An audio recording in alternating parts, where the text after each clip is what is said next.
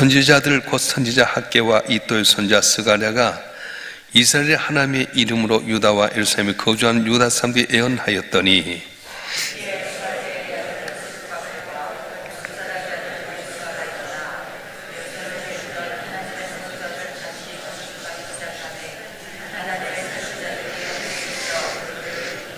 그때 유브라데강 건너편 종독 닷드네와 스달보스네와 그들의 동관들이 다 나와 그들에게 이르되 누가 너에게 명령하여 이 성전을 건축하고 이 성곽을 마치게 하였느냐 하기로 하나님이 유다 장로들 돌보셨으므로 그들이 능히 공사를 막지 못하고 이 일을 다리오에게 아뢰고 그 답장이 오기를 기다렸더라.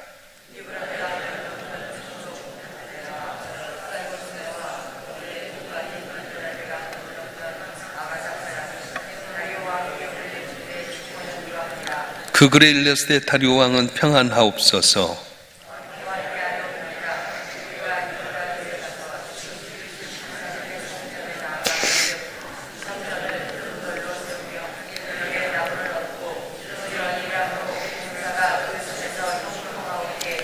우리가 그 장로들에게 물어보기를 누가 너에게 명령하여 이 성전을 건축하고 이 성곽을 마치라고 하였느냐 하고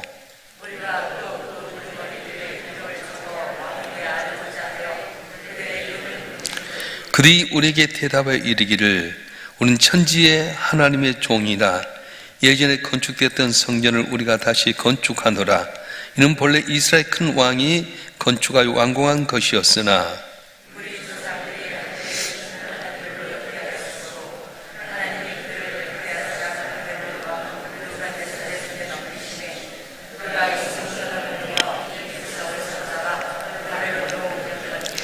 바벨론 왕 고레스 원년에 고레스 왕이 조서를 내려 하나님이 이 성전을 다시 건축하게 하고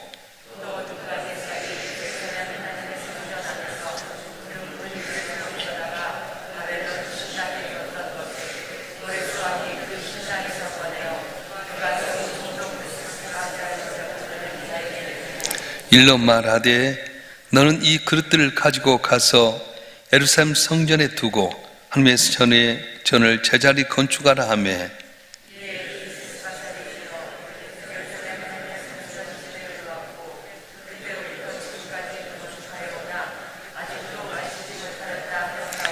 다 같이요.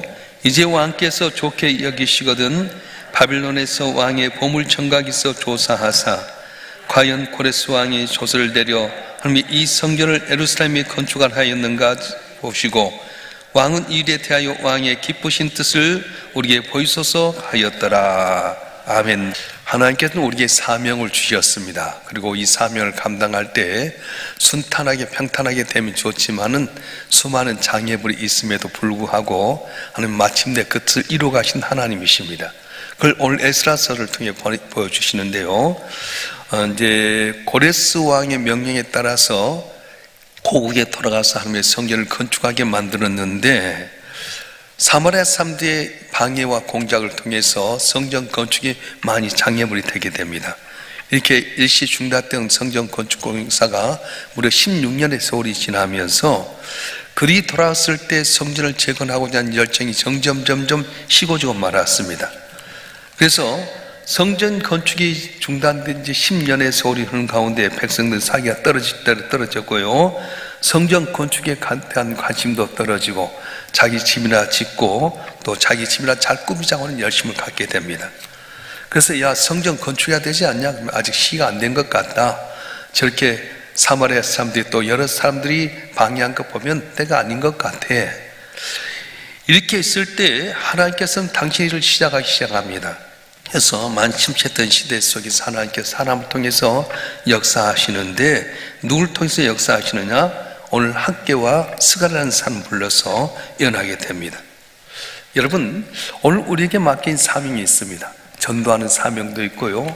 또한 우리가 성전을 건축하는 사명도 있고 또 어떤 일을 감당하는 사명이 있는데 장애물이 있다 보면 이것 때문에 낙심하고 포기할 때가 있습니다. 아이고 때가 아닌가 봐. 이렇게 길이 안 열려진 거 보니까 주님이 원하신 뜻이 아닌가 봐 낙심할 때가 있다는 거예요. 그런데 하나님은 당신께서 하시고 하냐 반드시 이루신 하나님이신데 뭘 통해서 역사하시면 사람을 통해 역사하신다고 말씀하신 거예요. 자, 우리가 기억해야 될 것은 하나님 반드시 이루고자 하는 걸 이루신다. 근데 누굴 통해서 역사하시냐? 택하신 백성, 하나님 기뻐하는 사람을 통해서 역사하신다 말씀하셔요. 그 사람이 여러분을 주의 축원합니다. 그래서 오늘 학교와 스가랴를 통해서 격려하게 될 때 그들이 일어나서 다시 한번 성전 재건하게 되는데, 이때 또 다뜨네라고 하는 총독이, 이 강 건너편에 있는 총독이 너희들이 왜 이런 일을 하느냐, 누가 이렇게 성전을 건축하게 하느냐, 그럴 때 하나님께서 장로들 돌보셨다 그러면서 말을 하게 돼요. 5절 말씀 볼까요? 5절 말씀 한번 읽어보겠습니다. 시작. 하나님이 유다 장로들 돌보셨으므로 그는 능히 공사를 막지 못하고 이를 타려게 아뢰고 그 답장이 오기를 기다렸더라. 아멘. 지금 이 다뜨네나 옆에 있는 그 총독 그리고 동관들이 어떻게 일을 하느냐? 그럼 멈출 수도 있잖아요. 근데 하나님께 유대 장로들을 돌보셨다. 그리고 능히 공사를 막지 못하고 다리오 왕에게 편지를 쓰게 만드는 겁니다. 어떻게 너가 이렇게 일을 하느냐? 우리 같으면 멈춰라. 왕에게 물어보고 명이 올 때까지 스톱해라 할 수 있잖아요. 근데 하나님께서 유다 장로를 돌보셨다 말씀하신 거예요. 우리가 주께서 맡긴 사명을 감당할 때 하나님께 언제나 동행하시고 은혜를 주실 줄로 믿습니다. 창세기에 보게 되면 이런 말씀이 있어요. 내가 내게 허락한 걸 다 이렇게 내게 들떠나지 아니하리라 이렇게 말씀합니다. 야곱이 형 에사의 낯을 피하여 도망갈 때 배들에 잠들어 있는 하늘까지 사닥다가 연결되어 참 오르락내리락 하면서 주셨던 말씀이, 야곱아 네가 어디로 가니 내가 너와 함께 있어서 내게 맡긴 삶을 다 이렇게까지 내게 들떠나지 아니하리라.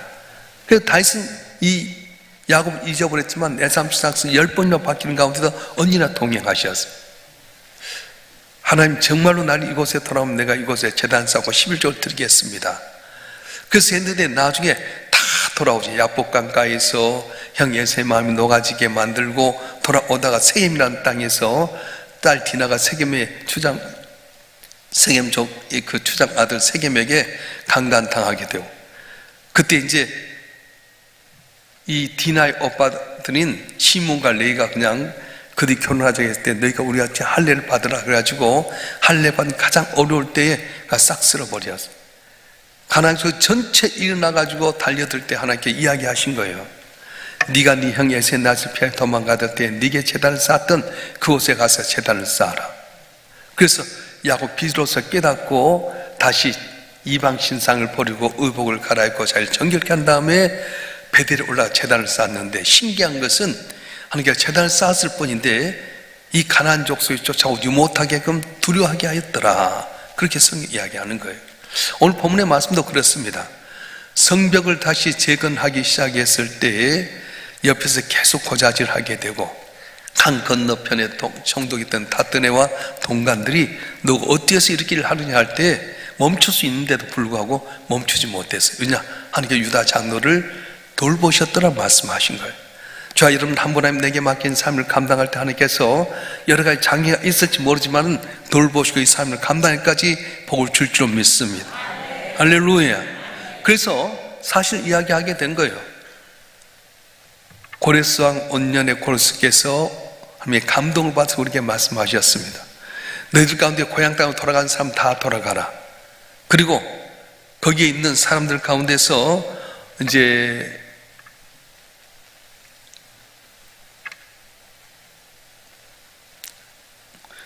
총독 세스바살이라고 하는 사람을 통해서 너희가 성전에서 다 가져왔던 은금 부화를 가져다가 네가 성전을 건축하라 했습니다. 그래서 세스바살의 성전을 기초를 쌓게 되고 우리가 하게 되는데 장애물이 있었습니다. 한번 살펴보십시오. 묵살할 수도 있잖아요. 근데 이 다뜨네가 그 당시의 왕이 다리오라고 하는 왕이었어요. 여러분 다리오 왕이 누구 때인지 아시죠? 다니엘의 사자구리가 들어갔을 때 왕이 다리오 왕이었어요.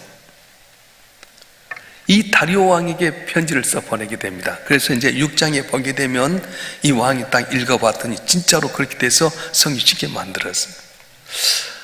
여기서 보면 하나님은 당신께서 계획하고자 하는 일을 반드시 이루시는데 누굴 통해 역사하시냐면 사람을 통해 역사하신다고 말씀하셔요. 그래서 학개와 스가랴 선지자를 통해 말씀하시고 마침내 이 격려를 듣던 스룹바벨과 예수아가 일어나게 되고 또 이방 다른 강 건너의 땅이었던 이방의 총독이었던 다뜨네와 그 동관들이 이 길 합류하게 되고 돕게 되었습니다. 우리 생각 같았으면 내가 만약에 총독이었다면 멈춰라 할 수 있었을 텐데 하나님은 그 가운데서 긍휼히 여겨있어요. 유대 장로를 돌보셨다. 오늘 저와 여러분 한 분도 어쩔 때는 내가 사명을 감당치 못하고 의욕도 떨어지게 되고 좌절할 수 있는 순간이 있지만 함께 하여 주시고 은혜를 주시면 사명을 감당할 은혜가 있을 줄 믿습니다. 그래서 하나님은 약속을 지키신다는 거예요. 한번 읽어볼까요? 시편 34편 15절 말씀 한번 읽어보겠습니다. 시편 34편 15절 시작. 여호와의 눈 의인을 향하시고 그의 귀는 그들의 부르짖음에 기울이신도다. 아멘. 다시 한번 시작. 여호와의 눈 의인을 향하시고 그의 귀는 그들의 부르짖음에 기울이신도다. 아멘. 오늘도 저와 여러분 한 분 한 분이 예수를 나의 구주로 믿고 하나님께 부르짖으면 예수의 보혈로 말미암아 죄짓만 우리들에게 귀를 기울이시고 들으시는 역사가 있을 줄 믿습니다. 시편 50편 15절의 말씀 한번 읽어보겠습니다. 시작. 환난 날에 나를 부르라 내가 너를 건지리니 네가 날 영화롭게 하리로다. 아멘. 다시 한번 시작. 환난 날에 나를 부르라 내가 너를 건지리니 네가 날 영화롭게 하리로다. 아멘. 힘들고 어렵다고 낙심하지 마세요. 환난 날에 나를 부르라 내가 너를 건지리니 네가 날 영화롭게 하리로다. 미리 정하신 그들을 부르시고 부르신 그들을 의롭다 하신 그들을 마침내 영화롭게 하신 하나님께서 오늘도 우리가 환난 가운데 부르고 간구하면 들으시고 내 고난이 변해 기쁨이 되게 하시고 내 슬픔이 변해서 자랑거리가 되는 영화롭게 하는 귀한 은혜를 주실 줄 믿습니다. 할렐루야.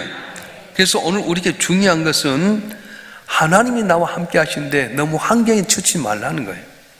16년 동안 방해하면서 이제는 성전 건축에 대한 열망도 잊어버리고 내 집이나 짓고 살자, 내 집이나 아름답게 하자 했을 때 그걸로 끝난 것이 아니었습니다. 오늘 또 우리에게 맡긴 사명이 있습니다. 근데 이 사명을 감당할 때 하나님이 안 계시는가? 하나님은 정말 잊어버렸는가? 때가 아직 안 됐나 봐. 그럼 내 생활에 집중하게 될 때 하나님은 그대로 예면해버린 것이 아니라 사람을 일으키셔서 학교와 스가랴를 일으키게 되고 격려함으로 말미암아 성경 건축하는 마음이 있을 때 특별히 스룹바벨과 예수아가 앞에 서게 되고 이럴 때 또 가만히 있을 수 있나요? 너 어째서 이렇게 성전을 짓느냐 했을 때 이 다뜨네를 통해서 돕는 손길이 되게 많으셨다는 거예요. 내가 생각할 땐 이방 사람이 나를 도울까? 아닙니다. 이방 사람도 나를 도울 수 있게 되고요 나의 대적들도 나를 도울 수 있는 때가 있게 된다는 거예요.